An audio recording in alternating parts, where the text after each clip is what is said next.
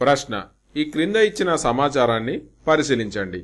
ఏ first statement ఏంటనంటే 96వ Oscar అవార్డుల నందు ఉత్తమ చిత్రంగా ఓపెన్ హైమర్ ఎంపిక కాబడింది. ఉత్తమ నటుడిగా కిలియాని మార్ఫీ అవార్డులు గెలుచుకున్నారు.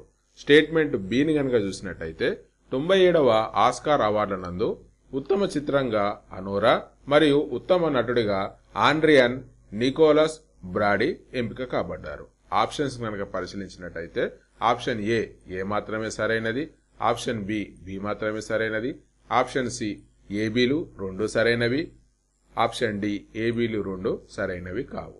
ఇక్కడ 2 స్టేట్మెంట్లను కనుక మనం పరిశీలించినట్టయితే 96వ ఆస్కార్ అవార్డులు మరియు 97వ ఆస్కార్ అవార్డులు రెండింటిని ఇవ్వడం జరిగింది.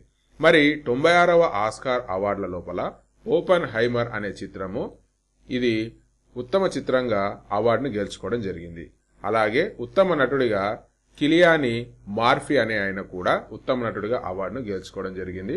కాబట్టి స్టేట్మెంట్ ఏ అనేటటువంటిది కరెక్టే.